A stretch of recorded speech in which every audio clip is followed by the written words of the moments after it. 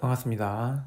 이번 시간에는 현대소설 이태준의 점경에 대해서 공부해 보도록 하겠습니다.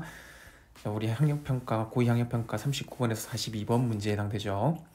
자, 역시 문학 작품은 먼저 이렇게 42번에 있는 보기를 먼저 읽고 보기를 바탕으로 해석을 해보는 거죠. 자, 보기를 읽어보겠습니다. 1930년대 경성에서 이 소설의 시공간적 배경이 제시되어 있네요.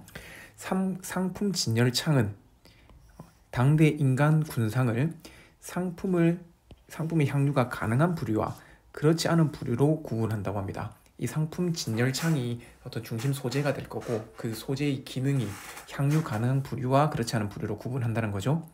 그러면서 이러한 구분이 익숙하지 않던 아이는, 자, 이게 주인공이 되겠죠.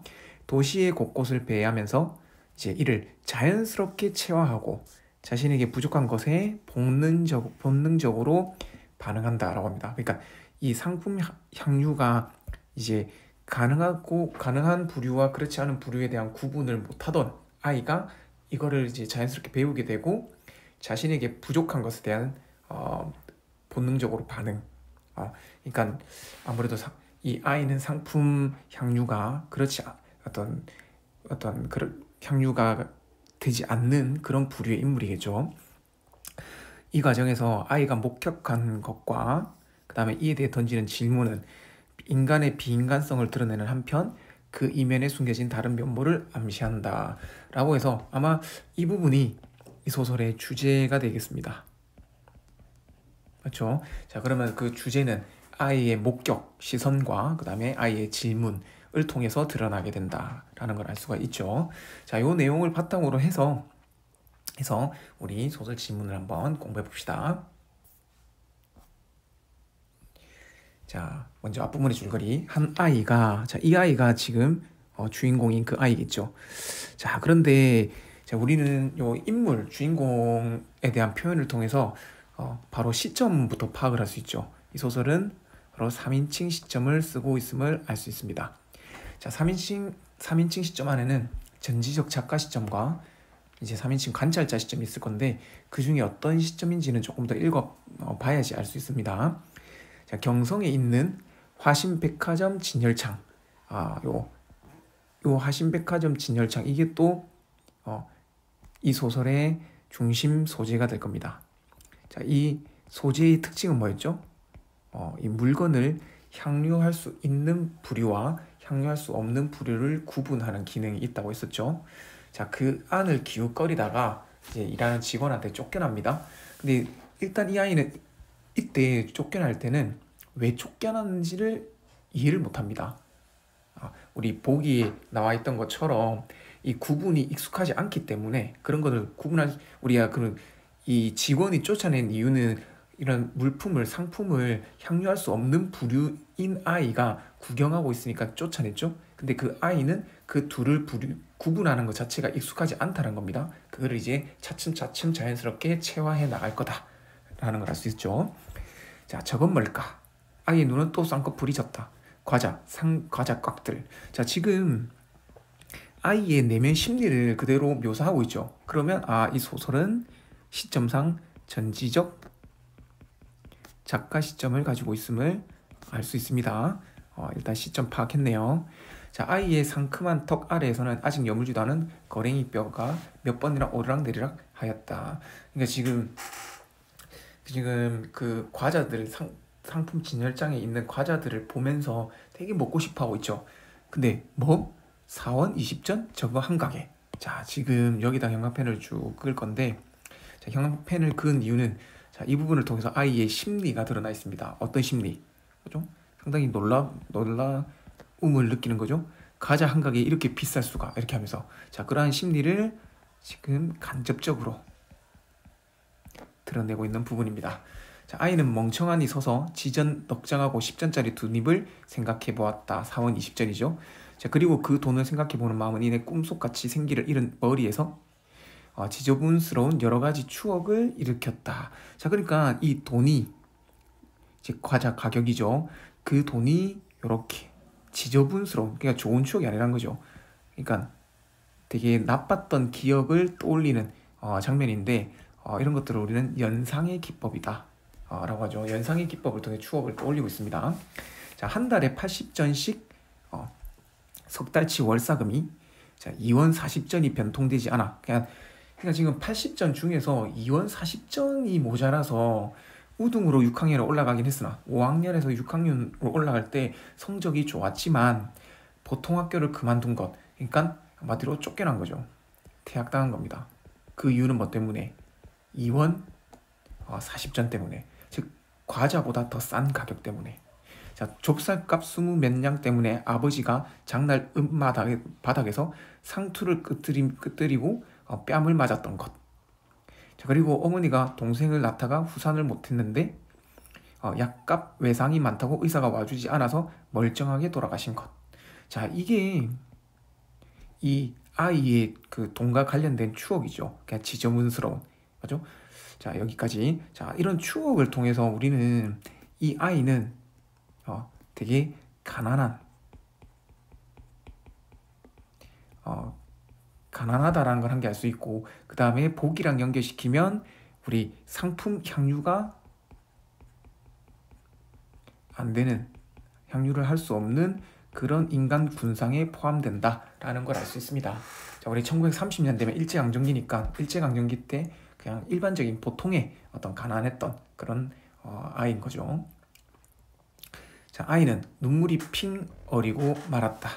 자, 지금 눈물이 핑 어리고 말았다라는 걸 통해서 자, 이거 추억을 떠올리면서 이 슬픔의 감정을 드러내고 있습니다. 자, 이런 것들은 다 간접적이죠, 소설에서. 자, 그래서 울긋불긋한 과작각들이 극락에 가 비단 옷을 입고 있는 어머니로 보였다. 그러니까 지금 어머니가 그 우리 한복, 울긋불긋한 그런 비단 한복을 입고 있는 어머니로 이렇게 서로 겹쳐지면서 보였다는 거죠. 이런 것들이 다 좀 뭐랄까 돌아가신 어머니에 대한 그리움도 드러날 수 있고 되게 어떤 아이에게 맺혀 있는 한우로 볼 수도 있습니다. 엄마, 아이는 마음속으로 불러봤다. 그래, 걱정 마라. 내가 내 옆에서 뭐든지 봐줄게. 이 돈으로 어서 가서 사 먹어. 자, 이거 이제 자기 아이의 엄마가 하는 말인데 사실 엄마의 말인데 이게 다 아이의 마음속에 있는 말이죠. 그러니까 이건 실제로 엄마가 이렇게 하는 말이 아니고 이제 어떻게 보면 아이의 소망 같은 게 되겠죠. 자, 이렇게 옆에서 저런 과자들을 사줄 수 있는 엄마가 살아있었으면 좋겠다, 이런 소망 같은 게 될 겁니다. 자, 하는 소리가 아이의 귀에는 또렷하게 들리는 것 같았다. 자, 그래, 어디? 어머니? 하고 둘러보면 어머니는 간데없고 요란한 전차 소리만 귀를 때린다. 그러니까 지금 그런 거죠. 자, 여기 위에까지는 요거는 추억입니다. 그래서 추억을 하는 겁니다. 자, 그리고 그 밑에서는 다시 추억이 끝나고 난 뒤에 이제 그 과자 상품 진열 때 이제 뭐 과자들이 이렇게 있겠죠. 그 앞에 아이가 이렇게 서가지고 그거를 보고 있는 장면으로 오는데 아이의 마음속에 어떤 엄마의 말이 들리는 거죠. 어떤 말이, 그래, 얼마든지 저 과자 사줄게. 자, 그런 어떤 상상을 하고 있었는데, 그런데 뭐 때문에, 이 전차 소리 때문에 그 상상이 다시 깨지고 현실로 돌아오게 되는 거죠. 그죠? 그러니까 자, 이 전차 소리는 어떻게 보면 현실을, 그죠? 깨우쳐주는, 현실을 다시 깨닫게 하는 기능을 하고 있습니다. 자, 됐죠? 자, 물론 이 부분은 우리 41번 문제와 관련이 됩니다. 41번의 어떤 답과 연결이 되겠죠? 자, 아이는 저는 몰라도 남보기에 한편 다리를 약간 절었다 라고 돼 있는데, 자, 지금 아이의 외양이 나옵니다. 맞죠? 아이의 외양이 나오면서 다리를 절고 있습니다. 자, 이런 게 어떻게 보면 장애를 가지고 있죠. 장애를 가지고 있단 말은, 아이의 외양 묘사를 통해서 장애를 가지고 있단 말은, 자, 이 아이가 조금 더 이제 더 넓게 보면 어떤 인물들, 되게 가난하고 어떤 힘없는 어떤 사회적 약자를 대표한다 또는 표상한다라고 볼 수 있습니다. 물론 여기에서는 배경이 일제강점기니까 보통의 이 조선인이 될 수 있겠죠. 자, 그렇게 연결시켜 볼 수도 있을 겁니다. 자, 그건 발목은 삐인 때문은 아니요. 힘에 부친 먼 길을 여러 날 계속 걸어서 한편 발바닥이 부은 때문이다. 그중 발바닥이 부을 정도로 많이 걸었다는 거죠. 자, 아이는 향방 없이 길 생긴 대로 따라 걸은 것이 탑동공원까지 갔다. 자, 지금 이제 공간적 배경이 바뀌는 장면입니다. 즉 화신백화점에서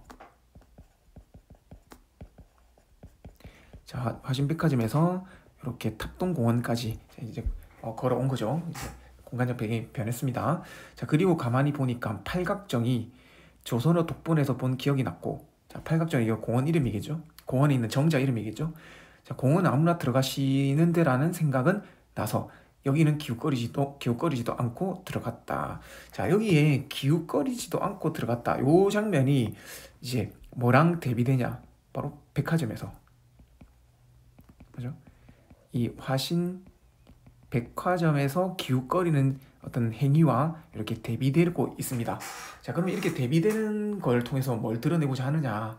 자, 화신 백화점에서는 우리가 보기에서 통해서 알 수 있었지만 상품의 향유가 가능한 부류와 그렇지 않은 부류에 대한 구분이 익숙하지 않았던 아이였다면 이제 이 부분은 기웃거리지 않고 들어가죠. 그게 대비되면 여기에서 그 구분이 익숙하지 않던 아이가 이를 자연스럽게 체화하게 될 거다라는 거를 우리는 드러내는 어떤 표현이다라고 볼 수 있습니다.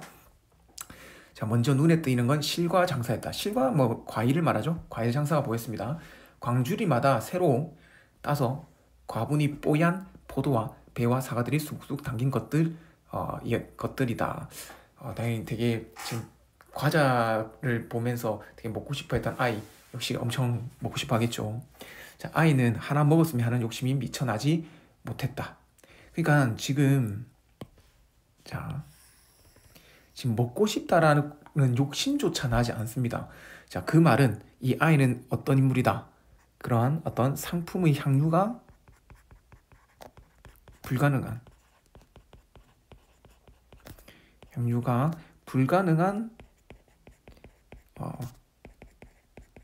인간 군상 또는 인간이다라는 거를 드러내고 있는 거죠. 물론 이런 것들 다 지금 다 간접적으로 드러내고 있죠. 이런 특성을. 자, 그러면서 아이는 저게 그림이 아닌가? 진열창에 놓인 게 아닌가? 하는 의심부터 났다. 그러니까 이게 현실감이 안 난다 이 말이죠. 상품 향유를 할 수 없는 인간 군상이기 때문에 이런 것 자체가 그림처럼 느껴지는 현실감이 느껴지지 않는 겁니다. 자, 그리고 웬 양복한 사람이 그 옆에 돌아서서 기다랗게 껍질을 늘어뜨리며 사과를 벗기는 것. 자, 그러면 이 양복을 입은 이 사람은 어떤 사람? 그죠? 이 아이와 대비되는 이렇게 대비가 되겠죠. 상품 향유가 가능한 사람인 거죠. 왜냐면 이거 사과를 이제 사서 먹고 있으니까. 그러면 대비되기 때문에 이렇게 세모를 쳐보겠습니다. 상품 향유가 가능한 사람입니다. 자, 그 옆에 돌아서서 기다랗게 껍질을 늘어뜨리며 사과를 벗기는 것과 그 밑에서 자기보다도 더 헐벗은 아이가 나오는데, 자, 이 아이가 손을 벌리고 서서 그 껍질이 어서 떨어지기를, 그리고 땅에 떨어지기 전에 받으려 눈과 입을 뾰족하게 해가지고 섰는 것을 보고야. 자, 지금 이 아이는 그럼 또 어떤 아이입니까? 즉 우리 주인공인 아이와 같이 역시 상품 향유가 불가능한 아이인 거죠. 자, 그런데 이 아이는 어떻습니까? 그 껍질이라도 먹으려고, 그렇죠? 껍질이라도 먹으려고 하는 그런 본능을 보여주고 있습니다. 반면에 지금 우리 주인공인 아이는 어떻죠? 그런 생각조차도 현재는 못하고 있습니다. 자, 그것을 보고서야 이건 꿈도 그림도 진열창도 아닌 것을 깨달았다. 자, 현실을 깨달은 거죠.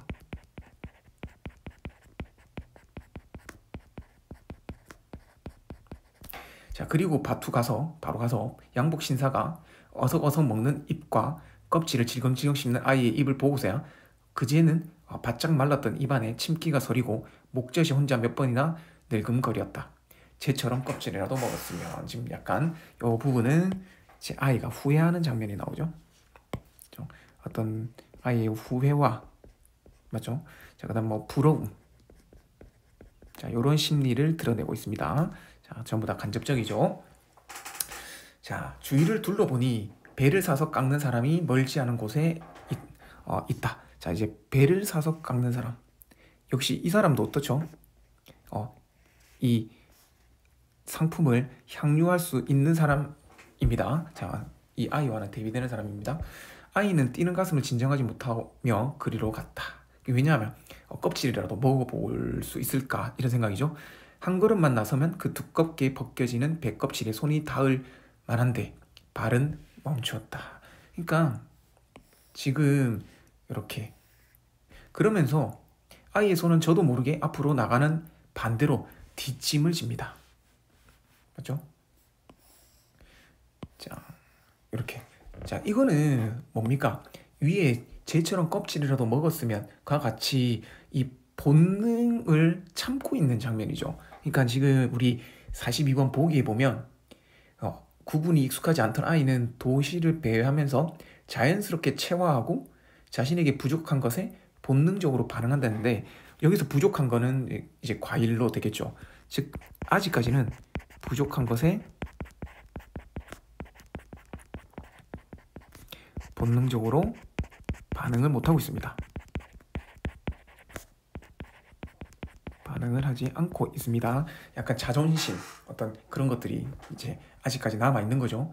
배껍질은 거의 칼에서 떨어지려 하는데 아이의 뒷짐 젖은 손은 좀처럼 떨어지지 않는다. 아이는 배를 깎는 사람을 쳐다보았다. 조선 두루마기에 빛 낡은 메꼬 모자를 쓴 어른인데, 그러니까 메꼬 모자를 쓴 어른이 이제 이 위에 나오는 배를 사서 깎는 사람으로서 어떤 상품을 향유할 수 있는 사람입니다. 자, 눈이 조그맣고 8팔자 수염이 달린 얼굴이다. 자, 지금 메꼬 모자를 쓴 어른에 지금 외양 묘사가 또 들어가 있죠. 그러니까 이 작품은 되게 인물의 외양 묘사를 좀 잘 나타내고 있네요. 자, 이 외양 묘사를 통해서 눈이 조그맣다고 했습니다. 그리고 팔자 수염을 가지고 있다고 합니다. 뭔가 좀 부정적인 인상을 말하고 있죠. 자, 그러면 이 메꼬모자 쓴 어른, 어떤 부정적인 측면이 어떤 부각될 것이다 라는 걸 좀 알 수 있네요. 저희가 내가 이렇게 배가 고픈 걸 알아줬으면, 그러면서 껍질 먹으라고 이렇게 주었으면, 이는 아이의 마음속에 어떤 소망이죠. 자기가 직접 가서 이렇게 떨어지는 걸 막 이제 더 헐벗은 아이처럼 받아 먹지는 못하지만 이렇게 줬으면 좋겠다라는 어떤 그런 소망 같은 걸 드러내고 있습니다. 자, 하는데 그 여덟 팔자 수염이 이제 그 인물에 대해서 지금 점점 다르게 표현하고 있죠. 맞죠? 지금 요 위에 보면 처음에는 배를 사서 깎는 사람이라고 했는데, 자, 그 다음에는 메꼬 모자를 쓴 어른이라고 했습니다. 그리고 이제는 여덟 팔자 수염이라고 했습니다. 이거 어른이란 말도 없어졌죠. 뭔가 점점 부정적으로 바뀌어감을 알 수 있네요. 그 인식이. 자, 한번 찡긋하면서 입이 열리더니 맑은 물방울이 뚝뚝 떨어지는 배의 한뼘 모서리를 덥석 물어 뗀다. 아이는 깜짝 놀라 그 사람의 발 앞을 내려다보았다. 저런. 아이는 소리를 지를 만치 낭망하였다. 되게 실망한 거죠. 그 두껍게 벗겨진 배 껍질이 그새 흙에 떨어졌을 뿐만 아니라 그 사람은 널쩍한 구둣발로 그것을 짓이겼습니다. 자, 그러니까 이 여덟 팔자 수염이 그 배 껍질을 먹지 못하게 짓이기면서 작은 두 눈을 해끗거리며 욕을 바라고 섰어 한 듯한 멸시를 아이에게 던진 겁니다. 그러니까 그냥 뭐죠? 아이에게 주던가 아니면 그냥 버리면 되는데, 그리고 뭐 만약에 짓이겼다면 그냥 짓이고 뭐 자기 뭐 배를 깎아 먹으면 되겠죠. 근데 멸시하는 눈빛을 아이한테 던지는 거죠. 그죠? 그러니까 되게 이 그 여덟 팔자 수염, 자, 이거는 어떤 그 비인간성, 그죠? 또는 뭐 도시의 비인간성을 상징하는 행위이고, 자, 요 팔자 수염이 이렇게 점점 부정적인 어떤 대상으로서 묘사되는 거의 하이라이트, 그렇죠? 이렇게 이런 도시의 어떤 비인간성을 드러내기 위해서 배를 깎는 사람 또는 여덟 팔자 수염이라는 인물이 제시되어 있었던 겁니다. 자, 그러면서 아이는 얼굴이 화끈하여 그 자리에서 물러선다. 무슨 까닭일까? 지금 이게 질문이죠. 우리 역시 42번 보기에서는 아이가 목격한 것과 이에 대해 던지는 질문을 통해서 비인간성을 드러낸다고 했잖아요. 그러니까 이 배를 깎아먹는 그 여덟 팔자 수염, 그 어른의 행위를 목격한 것과 이런 무슨 까닭일까 하면서 이제 생각해봐도 아만 모르겠다. 자기가 먹지 않고 버리는 건데 남도 못 먹게 할 게 무언가. 자, 이런 질문들을 통해서 결국 뭐를 드러낸다? 이런 질문들을 통해서 도시의 비인간성이라는 이런 주제의식을 드러낸다. 자, 이렇게 연결될 수 있습니다. 자, 그래서 아이는 한참 만에 까부러지려는 정신을 이제 이상한 소리에 다시 눈을 크게 뜨고 가다듬는다. 자, 이상한 소리가 난 겁니다. 자, 그러면서 웬 키가 장승 같은 서양 사람이 나옵니다. 자, 이제 서양 사람. 자, 근데 아직은 서양 사람이 긍정적인지 부정적인지는 알 수 없죠. 자, 그런 남녀가 섰는데 남편인 듯한 사람이 벤또만한 도시락만한 새까만 갑을 안고 거기 붙은 안경만한 유리알을 저한테 향하고 손잡이를 돌리는 소리였다. 그러니까 이 이상한 소리는 손잡이를 돌리는 소린 거죠.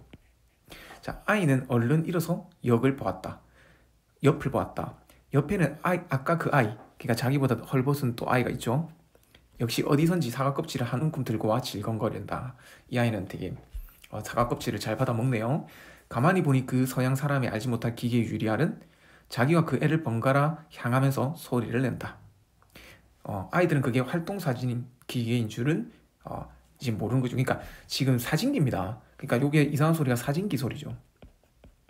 그런데 이 아이는 이 사진기를 본 적도 없을 거고, 그죠? 생각도 못했을 겁니다. 그래서 활동사진 기계인 줄, 그리고 그 서양 사람들이 본국으로 돌아가 그들의 행복된 가족을 앉히고 놀릴 것인 줄은 알 리가 없었다. 그러니까 그런 거죠. 이 서양 사람들이 사진을 찍고 본국으로 돌아가서 저렇게 뭐 가난하고 이게 좀 불쌍한 애들이 있다라고 하면서 가족들한테 얘기하고 좀 약간 그걸 놀림감으로 이제 삼을 줄은 아이는 모르는 거죠. 자, 그렇지만 지금 서술자는 자, 요렇게 드러내고 있죠. 그러면 이거 지금 상대방 타인의 이 가난, 배고픔 이런 것들을 그냥 한낱 놀림감으로 삼고 있으니까 이것도 이거 비인간성이죠. 또 비인간성이라는 주제의식을 드러내는 부분입니다. 자, 그러면 이 서양 남녀도 부정적 인물임을 알 수 있네요. 자, 그러나 이 아이는 그 알지 못할 기계의 눈알이 자기를 쏠 때마다 왜 그런지 무섭다. 자, 지금 인물의 심리를 직접적으로 드러내고 있습니다. 자, 그래서 일어나 달아나려 하니까 웃기만 하고 섰던 서양 여자가 얼른 손에 들었던 새빨간 지갑을 열더니 은전 한 잎을 내어 던진다. 그냥 돈을 내어 던진 거죠. 이게 자, 요것도 자, 봅시다. 형광펜으로 밑줄게요. 자, 지금 이 행위를 하는 이유가 뭡니까? 돈을 던져서 이 아이가 도망가지 않게, 그죠? 도망가지 않게 유인을 하는 거죠. 뭐로? 돈으로. 그리고 이거를 사진을 찍어서 본국으로 돌아가 가족들한테 자랑하면서 놀리려고 하나의 어떤 웃음거리로 만들기 위한 겁니다. 이런 행위 다 역시 되게 어떤 돈으로 유혹하는 되게 비인간적인 모습이 이 행위를 통해서도 서양 여자의 행위를 통해서도 드러납니다. 자, 그런데 이때 한번 봅시다. 돈. 그때 아이는 비수 같은 의식이 머릿속을 스치자 나는 듯 굴러가는 돈으로 달려들었다. 자, 지금 봅시다. 앞에서 사과를 깎던가 배를 깎을 때 그 껍질을 받아 먹을 때는 어땠습니까? 되게 망설였죠. 그죠? 되게 망설였고 결국은 뒷짐지고 있으면서 줬으면 좋겠다 머릿속으로 생각만 했죠. 그런데 이번엔 어떻습니까? 되게 본능적으로 반응하고 있죠. 그러니까 우리가 보기에 나왔던 것처럼 자신이 부족한 것, 돈입니다. 부족한 것에 본능적으로 반응하는 모습을 보여주고 있습니다. 자, 그리고 그러나 오전 한입에 달려든 것은 자기만이 아니었다. 그 사과 껍질을 먹고 섰던 아이는 물론 웬 시커멓게 생긴 어른도 하나가 들었고 그 어른의 집가다비 씨는 발은 집가다비는 노동자 작업화네요. 작업화 씨는 발은 누구의 손보다 먼저 그 백돈전을 눌러 덮쳤다. 그러니까 지금 그 서양 여자가 이렇게 돈을 이렇게 내던졌죠. 돈을 이렇게 딱 던졌는데 그거를 향해서 달려드는 아이의 손, 그 다음에 자기보다 더 헐벗은 아이 손. 그런데 그 집가다비 씨는 발, 그 어른의 발이 이렇게 달려들었는데 이 어른의 발이 가장 먼저 빨랐던 거죠. 자, 두 아이는 힐끔하며 원망스럽게 그를 쳐다보았다.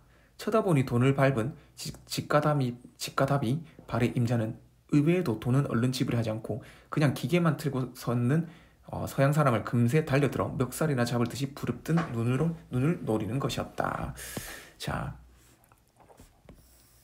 이 부분 행간편을 묶었고, 자, 왜 끊는지 알겠죠? 자, 이거 지금 집가다비 발의 임자의 심리가 들어있죠. 어떤 심리? 되게 화가 남, 분노의 심리가 들어있습니다. 자, 물론 그거를 간접적으로 드러내고 있습니다. 자, 지금 이 발의 임자는 누구에 대해서 서양 남녀에 대해서 이런 화난과 분노를 드러내고 있죠. 왜? 이것도 일종의 우리 조선인에 대한 멸시의 행위잖아요. 비인간적이고. 자, 그런 행동을 하는 이 서양인에 대해서 분노를 하는 거고, 아이는 그런 것들은 전혀 모릅니다. 그러니까 서양 사람 부부는 이내 기계를 안은 채 돌아서 다른 데로 갔고, 이 사람은 그제야 손을 짚더니 무엇라고 중얼거리며 한길 쪽으로 보이지도 않게 돈을 집어 던져버린 겁니다. 그러니까 이 발의 임자, 이 어른은 돈을 가지려고 하는 행위가 아니었던 거죠. 그리고 역시 흘긴 눈으로 두 아이와 모여선 사람들을 둘러보더니 그도 다른 데로 어청어청 가버렸다. 그러니까 이 두 아이와 이거를 모여선 사람들, 이런 사람들에게 어떤 그런 서양 사람들의 어떤 멸시 이런 것들도 모르고 그냥 본능적으로 이걸 잡으려고 하고 이런 모습들을 되게 안 좋게 어떤 좀 부정적으로 바라보는 거죠. 그러니까 이런 것들이 어떻게 보면 일종의 어떤 작가의 어떤 시선 또는 의도, 자, 이런 것들과 연결될 수 있을 것 같아요. 자, 웬일일까? 웬 사람인데 심사가 그 지경일까? 또 질문을 합니다. 그렇죠? 자, 또 질문을 합니다. 우리가 지금 두 번째 질문이죠. 앞에서 이렇게 있었던 첫 번째 질문. 이 첫 번째 질문은 바로 도시의 비인간성이라는 주제를 드러내는데, 자, 그렇다면 또 다른 질문, 두 번째 질문은 바로 자, 우리 보기에서도 나왔듯이 그 이면에 숨겨진 다른 면모. 그러니까 이 질문은 이면에 숨겨진 다른 면모를 암시하는 거죠. 이걸 드러내는 질문이라고 보면 됩니다. 그러니까 그 이면에 숨겨진 다른 면모라는 거는 바로 집가다비 발의 임자와 같이 이 비인간성을 바라보는 어떤 그 분노의 심정, 그러니까 좀 자존심이라는 거죠. 그러니까 그런 도시인의 비인간적인 면모만 가지고 있는 게 아니라 그 이면에는 어떤 그런 비인간적인 모습을 또는 어떤 물질적인 모습을 좀 부정적으로 바라보고 비판적으로 바라보는 시선이 있다라는 것을 드러내는 겁니다. 자, 아이는 이것도 모를 일이었다. 자기가 가지지 않으면서 남도 못 집어가게 하는 것이 가이로서는 또 터득하기 어려운 의문이다. 자, 요런 거는 우리 요렇게 표현하는 거는, 자, 이 인물을 아이로 주인공을 아이로 그 설정했기 때문에 그런 겁니다. 그래서 이게 뭐냐면 조금 유사한 게, 이 작품은 3인칭이기 때문에 조금 전지적 작가 시점을 가지고 있기 때문에 조금 다를 수도 있지만, 우리 소설에서 어리숙한 화자 또는 어린 화자를 사용하는 그런 소설들이 많이 있죠. 자, 그런 소설에서 어리숙한 화자 또는 어린 화자를 쓰는 이유 자체가 그 현상을 제대로 바라보지 못하는 그런 화자를 통해서 독자의 어떤 상상력, 독자의 개입을 더 이끌어내기 위함이거든요. 자, 그런 것과 조금 그렇죠? 유사한 어떤 특징을 어떤 인물 설정을 통해서 보여준다라고 볼 수 있겠습니다. 자, 일단 여기까지 우리 작품을 한번 쭉 읽어봤습니다. 자, 그러면 이제 우리 문제를 한번 쭉 풀어볼 건데, 자, 먼저 우리 보기를 읽었으니까 42번부터 먼저 한번 보겠습니다. 자, 뭐 적절하지 않은 것을 찾는 문제입니다. 다 뭐 설명을 잘 하고 있고요. 답으로 가보죠. 자, 3번 한번 봅시다. 아이가 키가 장승 같은 서양 사람의 활동사진 기계를 보고 또 그들의 행복된 가족을 떠올리지 못하는 것은 이들 가족과 자신의 가족을 나누는 구분을 낯설게 여기는 게 아니고요. 요게 틀렸죠? 이게 아니고, 이런 활동사진 기계가 뭔지를 이해를 못합니다. 즉 상품을 향유할 수 없는 부류라는 것을 드러내는 거죠. 그죠? 그렇기 때문에 뭐 행복된 가족 이런 건 뭐 생각 자체도 못합니다. 그죠? 그래서 답이 3번입니다. 그러니까 이 부분은 상품을 향유하지 못하는 어떤 그 아이의 모습을 보여준다, 이렇게 하면 되겠죠. 자, 그 다음에 다시 이제 39번으로 와서, 자, 우리 가장 적절한 걸 찾아냈습니다. 자, 1번 소술자 교체합니까? 안 하죠. 우리 이런 문제 역시 항상 얘기하지만 이렇게 나눠서, 그죠? 나눠서 접근하면 훨씬 더 쉽게 답을 찾을 수 있다고 했죠. 자, 서술자 교체가 없으니까 틀렸습니다. 이건 전지적 작가 시점으로서 3인칭 서술자가 계속 들어있습니다. 자, 2번 서술자가 특정 인물의 심리와 의식에 초점, 맞죠? 여기 아이의 심리와 의식에 초점을 맞추고 있습니다. 일단 맞네요. 뒤에 읽어보지 맙시다. 3번 서술자가 간접 인용을 반복적으로 활용하여, 간접 인용 없었습니다. 서술자가 동시적 사건 병치 없었습니다. 아이에게 일어난 사건이죠. 서술자가 자신의 체험 아니죠. 맞죠? 이건 3인칭이니까. 자, 그러면 딴 거 안 읽어봐도 답은 2번이네요. 그렇지? 그렇게 서사를 전개하고 있다고 사실 별말은 없지만, 자, 39번 이렇게 해결했고요. 그 다음 40번. 자, 적절하지 않은 걸 찾아라. 뭐 다 적절할 거고 다 올바른 설명이고, 자, 답으로 즉 5번을 보면 아이는 활동사진 기계에 유리하리 자신과 저보다도 헐벗은 아이를 번갈아 향하는 것을 알아채고 상대방에게 경쟁심, 그러니까 이 헐벗은 아이에게 경쟁심 안 느낍니다. 그렇죠? 경쟁심을 느끼는 부분은 전혀 드러나 있지 않죠. 자, 그래서 답은 5번입니다.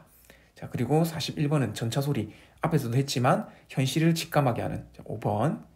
그죠? 환상과 상반되는 현실을 절감하게 하는 기능을 합니다.